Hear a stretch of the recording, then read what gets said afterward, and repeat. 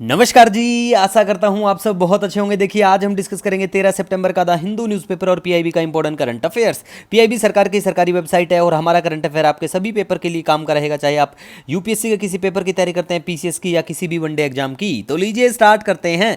सबसे पहले बात करेंगे नागरिक विमानन पर दूसरा एशिया प्रशांत मंत्री स्तरीय सम्मेलन कहाँ पे होता है? नई दिल्ली में होता है। पीआईबी की न्यूज है बिल्कुल, और यहाँ से निकलता है Delhi declaration on civil aviation, नागरिक विमानन पर दिल्ली घोषणा पत्र। और देखो, पीआईबी में आज बहुत अच्छा मेंशन था, ये वाला पॉइंट जो है, इस ये जो घोषणा होती है ना, इसमें भाई सबसे इंपॉर्टेंट जो है पीआईबी में जो मेंशन पॉइंट है वो ये है कि भारत में 15% जो पायलट हैं वो महिलाएं हैं, जो कि वैश्विक औसत से ज़्यादा है। मतलब वैश्विक औसत कितना है? 5% है। और देखो, इस वीडियो के एंड में मैं है ना यूपीएससी के द्वारा 7-8 क्वेश्चन भी आपको दिखाऊंगा, यूपीएससी के द्वारा इन्फ्लेशन के ऊपर, महंगाई के ऊपर पूछे गए सवाल दिखाऊंगा, और उनसे आपको एक प्यारा सा ओवरव्यू दिखाऊंगा जो बच्चे वनडे एग्जाम की तैयारी करते हैं, कि आपको कैसे क्या लास्ट ईयर के क्वेश्चन पेपरों पे क्या यूपीएससी ने कभी ऐसा क्वेश्चन पूछा है जो दिल्ली पुलिस में भी पूछा हुआ है। ठीक है, तो दिखाऊंगा मैं आपको यूपीएससी में जो क्वेश्चन पूछा है वो फिर बाद में दिल्ली पुलिस में भी के एग्जाम में पूछा गया है। ठीक है, तो ऐसी चीज़ों को हम बिल्कुल डिस्कस करते हैं, और वीडियो के एंड में मैप भी डिस्कस करेंगे, टेंशन मत लिया करो। ठीक है, दूसरा देखो यहाँ पे, vertically launch short range surface to air missile किसके द्वारा किया जाता है? ये डीआरडीओ और भारतीय नेवी के द्वारा। अब आपको आज कमेंट सेक्शन में बताना है डीआरडीओ का मोटो क्या है। कई बार पूछ लेते हैं कि भाई इसका मोटो क्या है। जो हमारे पीसीएस लेवल के एग्जाम होते हैं किसी भी राज्य के, उनके लिए ये चीज़ें वेरी वेरी इंपॉर्टेंट है। साथ साथ आपको डीआरडीओ के जो चेयरमैन हैं इनके बारे में भी, इनका नाम भी आपको पता होना चाहिए। ठीक है गाइज, नेक्स्ट हम बात करेंगे यहाँ पे, देखो, भारत ओमान संयुक्त सैन्य अभ्यास जिसका नाम है अल नजहा। ठीक है, तो ये कहाँ पे होता है? सलाहला ओमान में जगह है, यहाँ पे ये होता है सैन्य अभ्यास। तो देखो, पता होना चाहिए। मैप में लोकेशन मैंने कल आपको ओमान की दिखा दी थी, आज हम आपको तापी पाइपलाइन दिखाएंगे। ठीक है, उसके बाद में देखो, रंगीन मछली, ये क्या है? ये आईसीएआर और जो हमारा एक मीठे पानी के जलीय कृषि संस्थान भुवनेश्वर, उनके द्वारा विकसित मोबाइल ऐप है बिल्कुल। और सबसे जो खास बात है यहाँ पे आपको याद जो रखनी है वो है अमृत कैटला। अमृत कैटला क्या है? अमृत कैटला जो है, कैटला मछली की आनुवंशिक रूप से उन्नत प्रजाति। तो ये जो प्रोजेक्ट है ये इन्हीं से संबंधित है, इन्हीं में इन्हेंसमेंट एक करें जाएंगी और कुछ भी नहीं है। ठीक है, तो आपको ध्यान रखना है बिल्कुल ये किस चीज़ से संबंधित है। कैटला जो है जानवर, मतलब एनिमल है, प्लांट्स है या मछली है, ऐसा करके है ना, तो पता होना चाहिए। उसके बाद में बात करेंगे तापी पाइपलाइन परियोजना के बारे में। देखो, तापी पाइपलाइन परियोजना के बारे में गाइस बात करें, ट्रांस अफगानिस्तान बिल्कुल पाइपलाइन है ये। ठीक है, ट्रांस अफगानिस्तान पाइपलाइन, और ये कौन कौन से देशों में? देखो, तुर्कमेनिस्तान, अफगानिस्तान, ठीक है, पाकिस्तान और भारत। ठीक है, कितना लेंथ है इसका? 1814 किलोमीटर है ये लेंथ, आपको ध्यान रखनी है। और सबसे खास पॉइंट जो यहाँ पे इंपॉर्टेंट है वो है, इस परियोजना को जो पैसा मिलेगा, फंड मिलेगा, वो एशियाई जो एशियन डेवलपमेंट बैंक है, एशियाई विकास बैंक, उसके द्वारा दिया जाएगा। ठीक है, और तुर्कमेनिस्तान में काराकुम रेगिस्तान भी है, ये भी आपको ध्यान में रखना है। मैप में लोकेशन तो दिखा देंगे, टेंशन मत लो।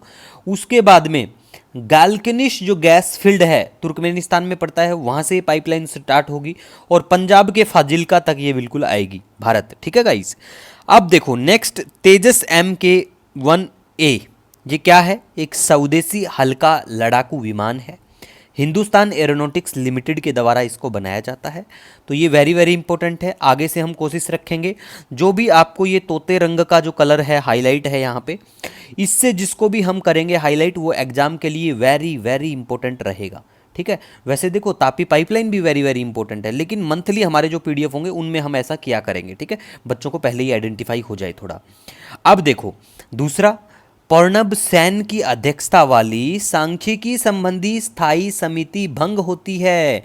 ठीक है, क्यों डिजोल होती है? एक छोटा सा कटआउट वीडियो बना दूंगा, अपोजिशन ने इसका विरोध किया था तो ये काफ़ी चर्चा में आई थी इसीलिए। ठीक है, तो टेंशन मत लो, मैं डिस्कस भी करूंगा, आपको दिखा भी दूंगा कि कितने क्या सदस्य, सब कुछ कटआउट भी शेयर कर दूंगा। हमारा जो टेलीग्राम चैनल है ना, डेली द हिंदू नोट्स, वहाँ पे बिल्कुल आप देख पाएंगे। ठीक है गाइज, नेक्स्ट हम यहाँ पे बात करेंगे जुलाई में औद्योगिक उत्पादन की जो वृद्धि दर है घटकर 4.8% रह गई है, ये आपको ध्यान रखना है, ठीक है।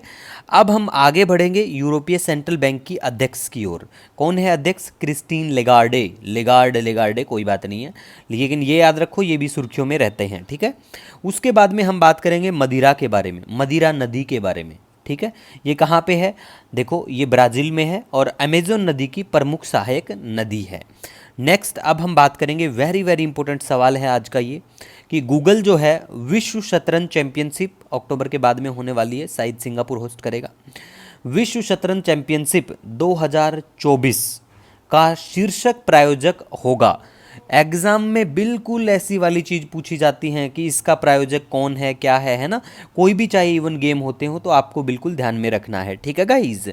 अब हम मैप की लोकेशन के बारे में बात करें तो चलिए आज आपको दिखाते हैं तापी पाइपलाइन, ठीक है। और ये जो काराकुम डेजर्ट है ये तुर्कमेनिस्तान में पड़ता है। मैप में लोकेशन तुर्कमेनिस्तान के आप बिल्कुल यहाँ पे देख पाएंगे, ठीक है। इधर पड़ता है कैस्पियन सी।